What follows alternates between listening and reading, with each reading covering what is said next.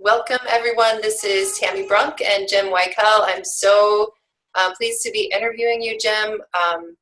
Just say I met Jim at a very recent event in June at Okalawa Camp, which we've already talked about a little bit, at a summit. It was the Indian Country Confederacy Summit, and was just really so pleased to meet you there, Jim, and learn a little bit about you and about your background. And yeah, so and learned so much in that event, and was really deeply inspired by the work you are doing, by the work that everyone else that I met was doing. So if you could just give us a little bit of background into who you are and what kind of drives you these days. Okay. First of all, I would like to say Niue, which in our language means thank you for inviting me to be a part of this. As you said, my name is Jim Wikel. My name in Cayuga is Hano Nagoha Is, which means his mind is made up. I guess that's because I'm kind of stubborn. But we come from an oral society, and so I try to learn our language. Just a quick disclaimer, I'm by no way, shape, or form fluent in the language.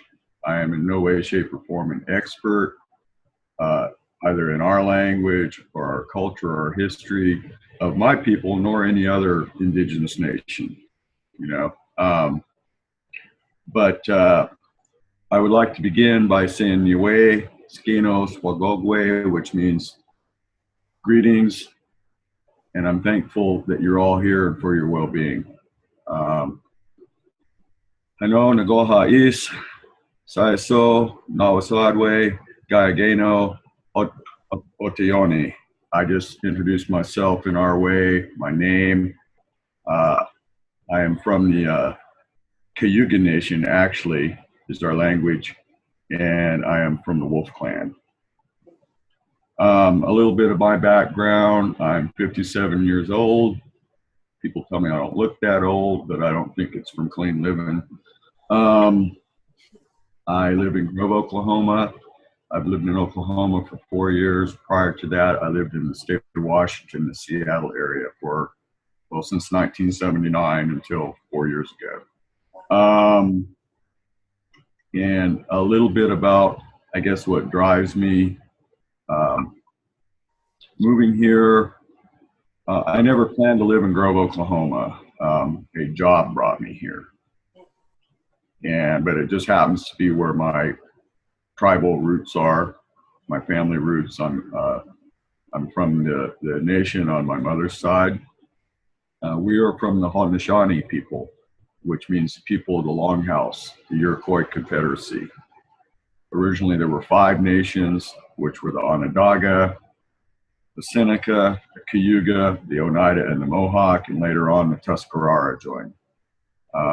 We were located in northern New York along the Great Lakes, eastern Pennsylvania, and a little bit into Canada. How we came to be here, the Iroquois Confederacy, except for the Oneida and the Tuscarora, I think I have this right, fought with the British during the Revolutionary War.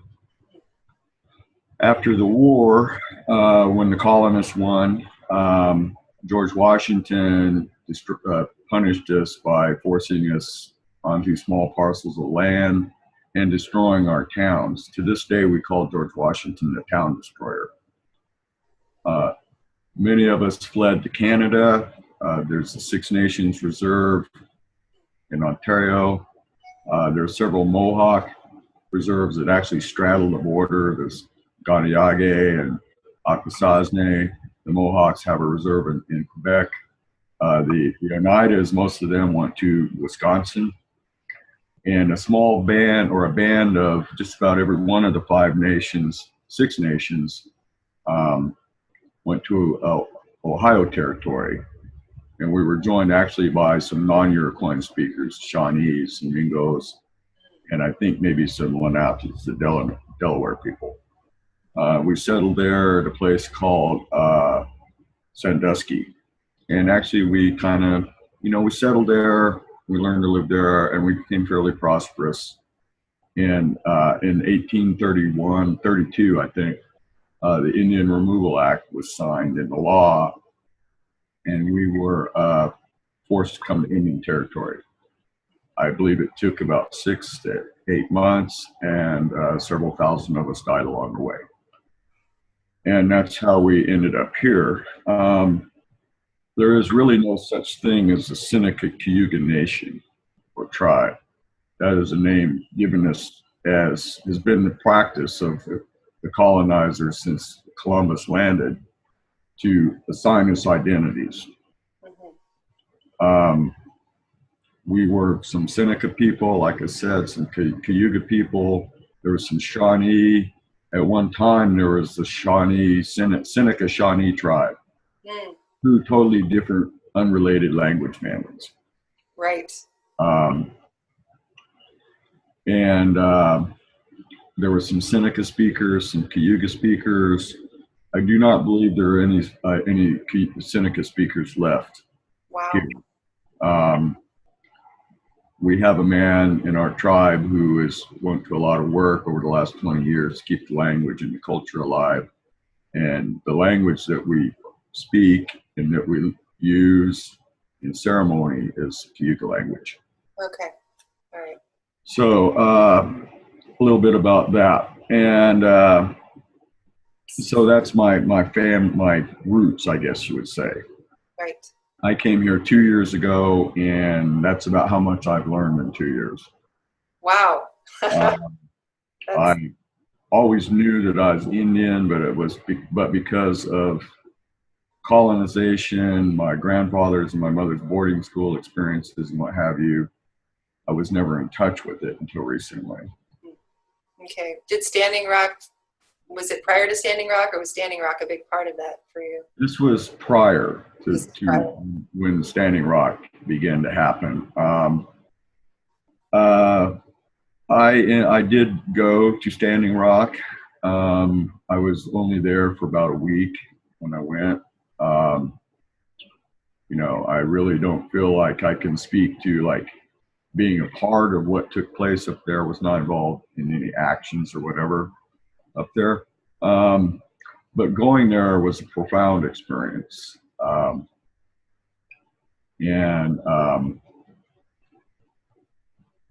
When I was there, it was prior to me going there, I work in the mental health field. And prior to me going there, a therapist where I work told me that I would come back changed. Mm-hmm. And this man was a white man, but he told me I'd come back changed. So I went, and it was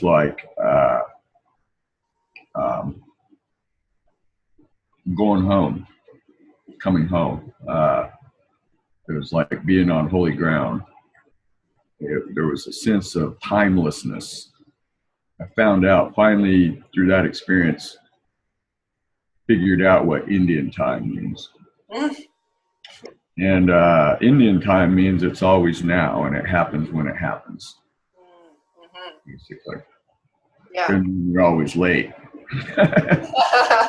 Right. But anyway, so I was up there for about a week, and just being there. Like I said, I didn't really do anything except be there. I went with a group of people from here in Oklahoma. Actually, I went with some people from the Comanche Nation. Mm-hmm. I met one of those people through a mutual friend of mine in the mental health field. I was invited to go with. 2 other Native people went with me, and 1 non-Native person went with me. And so I came back, and I was changed. I came back to a world that I no longer feel like I belong in, and I've not been able to be satisfied with since. I've heard that from a lot of people. Yeah. Yeah. And it's gotten me in a little trouble at work. I have trouble. Well, I'm better now because I'm starting to apply this experience to my work, and that's been an experience in itself. Wow. which is a whole nother interview. But I came back with not only being profoundly changed, but like this sense of not having done enough. And I always have that sense, actually. Right. I guess that's part of that discontent that I have. And also came back and realized that Standing Rock, like you said, is the tip of the iceberg. And what it is, it's the global awakening, shift of consciousness led by indigenous people, and started paying attention to what's going on here in Oklahoma. As I said, this little corner of our state is a toxic wasteland. We have the largest and oldest Superfund site in the nation that's located about half an hour north of me. Right. It's Tar Creek Superfund site. I'm sure you've heard of the town of Pitcher, Oklahoma. Yeah. And the chat piles, which are the tailings from the lead mines. Right. There's thousands, millions of tons of this tailings that, well, not only does it become airborne, traceable, measurable amounts of lead have been found as far away as Joplin, right, because that's where the prevailing winds come from. But everything is basically, literally everything, including as far down as the McCurtain area, anything in the Arkansas River watershed in Oklahoma is downstream of Tar Creek. Wow. 54 lakes now that have in Oklahoma that have unacceptable levels of lead in them. Wow. If you talk to Ben, can expound on that a little further. So, go ahead. No, go ahead. Just wanted to say briefly that everything that Jim is talking about here. Part of why I really had wanted you to be able to speak was because I also was I was so deeply moved when I was able to go to Okalawa Camp, which of course is is a beneficiary of people's donations for this course, because I want to be able to support them. But what I was really woken up to there was a greater awareness of what's happening. I'm in Missouri now. I grew up in Missouri, but Oklahoma is our sister state. The camp is 6 hours from where I live, and I hadn't been really aware of really what's happening in Oklahoma itself, and as kind of a microcosm of what's happening in Indian country. And it just really blew my mind open in a lot of ways for the reasons, you're talking about where you live and speaking into all this. And I think what you had said to me that really helped me understand more clearly what happened in that state is that it was in some sense established as a concentration camp for Native people who came from the country where I now live, from the eastern U.S., from Missouri, from these regions. And the status, what's happening to the environment there with fracking, with coal, with all of this is a reflection of that. And just to speak briefly, you mentioned Ben. The summit that we had attended together was very inspiring, because the intent of it was to bring together representatives from the 39 nations in Oklahoma. And the way I see this, and tell me, Jim, if you see it differently, but is to, over time, establish kind of almost like a parallel governing structure in a sense. Not dissimilar to the Iroquois Confederacy, I mean, different, but a parallel kind of governing structure where individuals from these different nations will begin to work more effectively together outside of the usual tribal structure, and potentially create encampments, kind of like Okalawa, for prayerful resistance, and also to model a different way of living. And but yeah, everything you're speaking to, I wanted this conversation also, and I want also to talk a little bit, although we're going to have to watch the time. Okay. Let's end by talking a little bit about the Iroquois Confederacy. But I think everything you're talking about is perfect, because we have to look at how we want to plant the seeds for the future, but more and more for the next 7 generations. But more and more I'm seeing we also need to think about what about the last 7 generations, what happened, and to reconcile that and to be able to even look forward to the future. So that's kind of how I see the first part of this conversation. So we've got a few more minutes. So why don't you tell us a little more about what you know about how the Iroquois Confederacy influenced the U.S.? Okay. Just real quickly, and maybe you can make note of this because I should have thought ahead and maybe got her on board with this. There's a lady named Rebecca Jim. She lives in Benita, Oklahoma.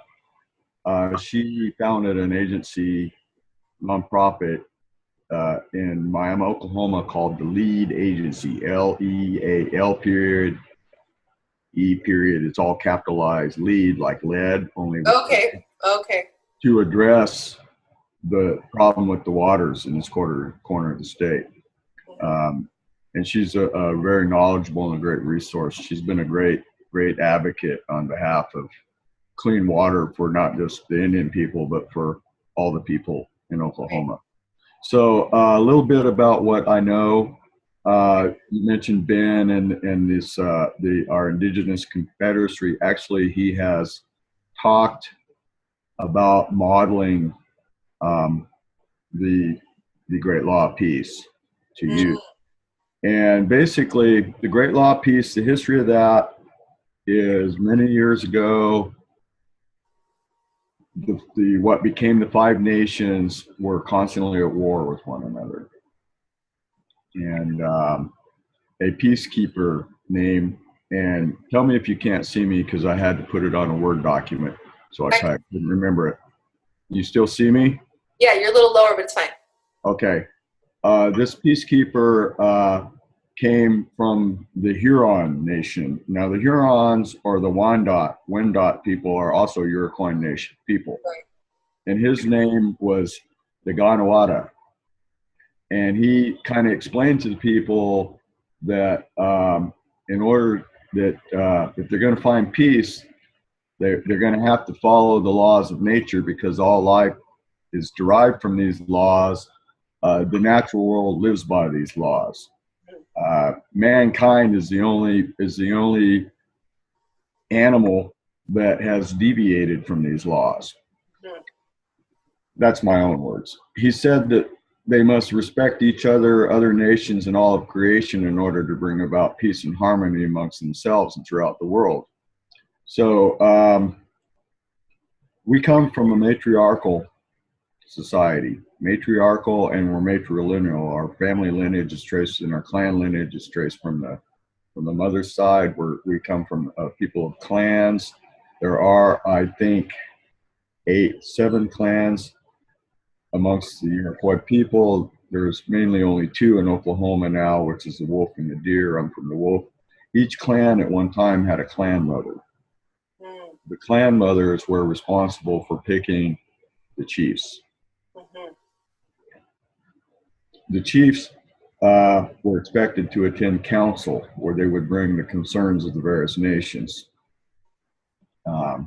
If a chief misbehaved or acted in ways that weren't consistent with his position, he could be removed by the clan mothers. Right. Wow, we should do that, right? Yeah, it would be great if we could govern ourselves this way. And actually, I'm part of a movement within our tribe to bring it back to that. Awesome. It's going to be hard because of colonization. But so the Great Law of Peace, I've heard, has been the basis for the American democracy or for the Constitution of the United States. There's differing opinions on that. Yes.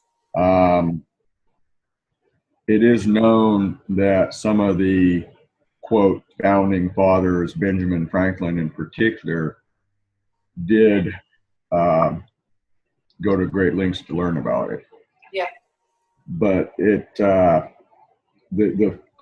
American government has never operated in consistency with the Great Law. Right. Well, it's because true democracy really doesn't need a governmental structure. You know, but we have a top-down structure. Right.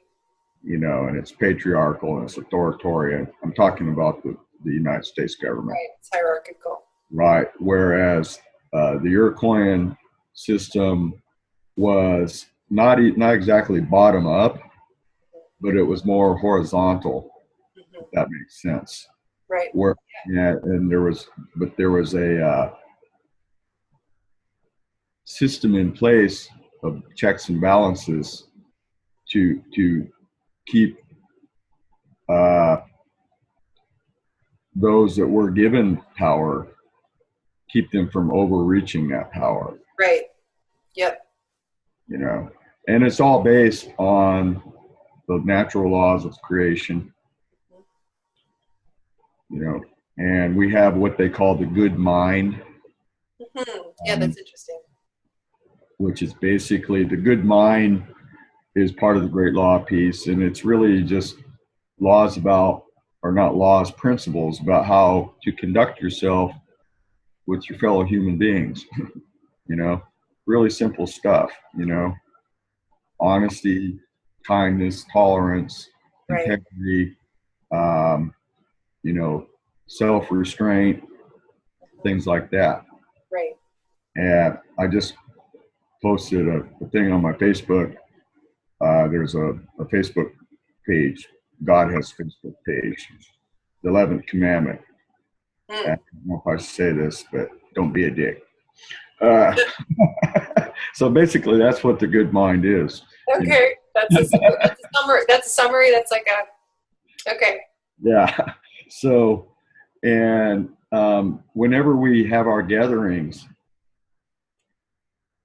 we recite what's called the Genilkyok. It's not a prayer. I did the short version of it at camp, but it's called the Thanksgiving address, where the speaker at first calls for everyone present to come together as one mind. Mm-hmm. And then he begins by thanking the Mother Earth, you know, the waters, the thunderers, the plants and the weeds and the medicines, the fruits, you know, the grandmother, the moon, our big brother, the sun, and finally the Sangoidisto, which is creator. And it can go on for up to an hour because it becomes kind of a stream of consciousness thing. Right. Also, and we don't do it here, it'd be nice if we could start doing it and learn about it. In our northern relatives, every year, a runner goes from nation to nation, town to town, and they recite the great law of peace. Wow. It's a way of keeping the people together and keeping them conscious of that. So to me, the great law of peace it's about a way of being. Right. You know, more than a way of governing. It's about a way of being. Our name for ourselves, all indigenous people have a name for themselves, which either means the people or the human beings. Right, right. Our name for ourselves is Ogwehowe. I think I said that right. It means the real beings, or the human beings. And, you know, so the key word being being. We don't have a word for religion. Our name for ourselves is the same for our religion. Right, right. You know, so it's a way of being and living congruently, you know, kind of like the Lakota term, Mataku Oisin, which means we're all related. We have a name for that too. I can't remember a term for that. I can't remember what it is. So, and the way of being is basically, it's not just some metaphysical abstract idea. It's about, you know, we are really truly interconnected. There's a Buddhist teacher, Thich Nhat Hanh. He talks about inner being, same thing. We are interconnected, you know, and we cannot continue to harm the planet, wage war and violence and hate without paying some serious consequences. Right. Because if I harm you, or if I harm Mother Earth, I harm myself. It's reciprocal. But the good mind is reciprocal too. It's kind of like that karma thing, I guess. So I know I'm kind of rambling on. This is how I do it. I don't talk out of books or anything I've written down. That's perfect. But there's a whole lot more. Like I told you about the Orange Lions link. There's Yeah, lots. I'll include that. That's included at the end of this the webinar. So And, I'll just close with this. And this is actually something I took from Oren Lyons. Like I said, I don't really have an original thought in my head. There's an old prophecy amongst our people about there being two boats. There's a little boat and a big boat. The little boat being us, the big boat being the Europeans, the colonizers. And at first, all of us wanted to get in the big boat. And as a result, we've kind of lost a lot of our ways. Now, some of us wanted to straddle the two boats and fell in and got lost completely. I don't believe that I can straddle both worlds. I kind of have to live in both worlds, but I believe that in order to really live in the world the way it is, I'm going to have to continue to learn and embrace and live my traditional ways. I have another friend that says that the culture is the therapy and the community is the therapist. And I know a lot of us in our native peoples have found healing from historical trauma and substance abuse and alcoholism through going back to our traditional ways. right. So I can't really straddle the two boats, but he also in this prophecy said that there's going to come a time when the people in the big boat want to get in the little boat. And I think we're seeing that time. There's many other prophecies from the different nations. The Anishinaabe have the Seven Fires prophecy. There's several different Iroquois prophecies. The Lakota have the prophecy about the black snake. And the rainbow prophecy really isn't a Hopi prophecy. It's more of a New Age thing, but it really is true, And so, regarding this planet that we live on, we all are in the same boat. Mm-hmm. Yep. And we have learned to live together in our respective cultures and societies and respect each other according to that great law if we're going to survive. Mm-hmm. I don't believe this is about revolution. We can't win a revolution. Right.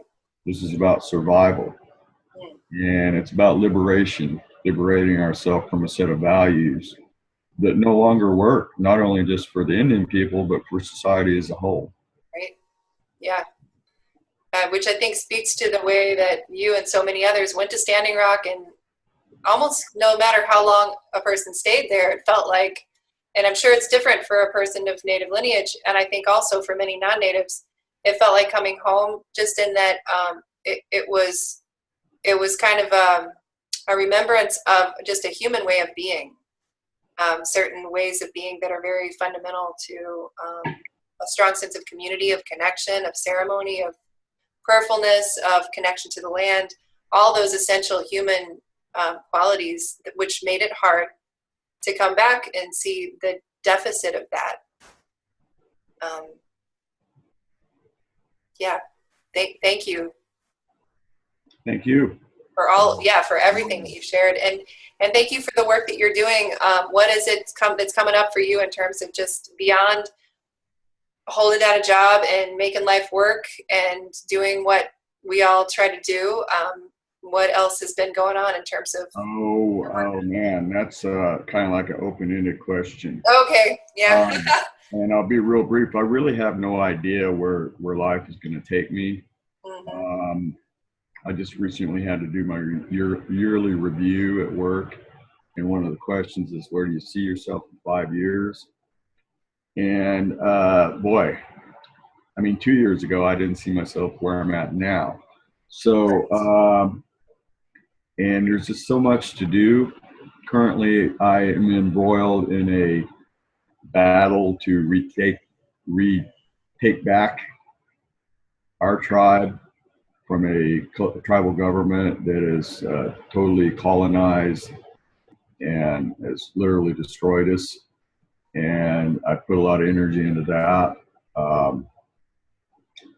And I just want to, I wish I could find a way, and maybe I might just have to do what a few friends of mine have done and just let it go and walk away, is just extricate myself from this machine system that we have and just, live the way that I'm supposed to, if that makes sense, But I don't know how I'm going to do that yet, and I'm frustrated by that. I'm Right. so frustrated that I have to live in this society. It's cost me some friends, cost me some family, paid a price for it. I don't sleep well because my mind goes all the time about this stuff, Right. and I don't know if it's a curse or a blessing, but Right. anyway, I just want to continue as much as I can and still, have to be able to, in my profession, we use the term self-care. John Right. T. Bell said that we have to protect ourselves because we're in a place where spirits get eaten. Wow, that's powerful. And, Yeah, you know that. and so to balance the two, Yeah. a bit of doing this work, and I don't really consider myself an activist.